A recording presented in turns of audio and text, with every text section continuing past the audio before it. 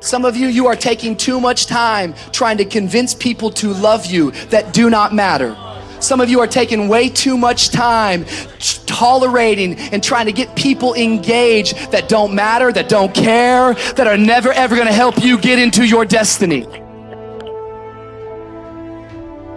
I felt like saying to you this week, if somebody can walk away from your life, let them walk away. You shouldn't have to convince anybody to love you. If they can walk, let them go. If they leave you, it means they're not attached to your future. We spend so much time wasting energy because we're so upset about being rejected by people. Joseph didn't need to tell his brothers about this dream.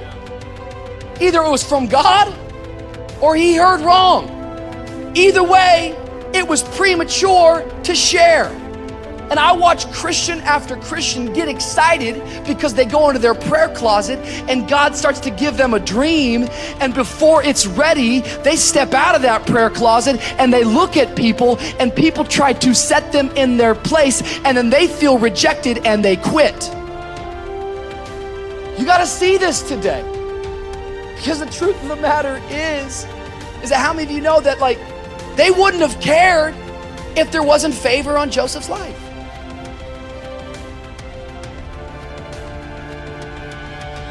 How many of you know, the reason why they were getting upset, the reason why they were getting irritated was because they were jealous of what was on his life.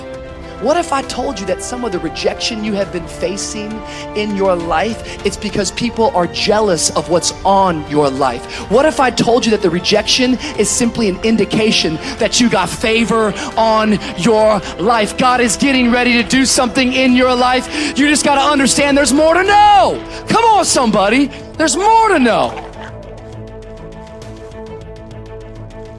There is more to know. Yet this stuff preaches easy, but it's difficult to live out. Because all of us can go back to moments in our life.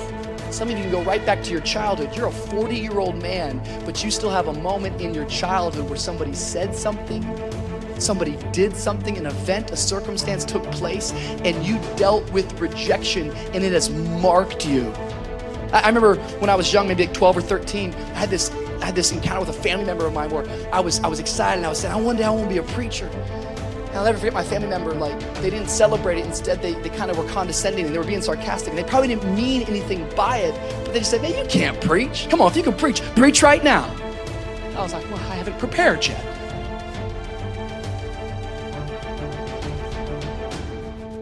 See, you got to make sure that when rejection hits you, you don't let it get in you. Because there's no escaping rejection. There's no escaping hearing the word no. If you're gonna actually live your life to do something bigger than yourself, you should get used to hearing no, but you shouldn't let no stop you. It can hit you, but don't let it get in you. I remember an old parable that a preacher used to share. It's about two brothers who grew up in a home, and their dad was an alcoholic and was abusive. And the two brothers, they both grew up, and one brother, he grew up to be an alcoholic and an abuser himself, while the other brother, he abstained from alcohol and became a very moral man, a very good man, and accomplished many great things. They were both asked the same question: how did you end up the way that you are? And they both gave the same answer: given who my dad was, how could I not? Two guys in the same home with the same experience, yet one guy decided, I'm not gonna let this thing get in me, while another man let it absolutely define him. I don't know what's gonna happen to you in life, and you can't dictate that, and you can't control that. All you get to control is how you respond to what happens to you in life.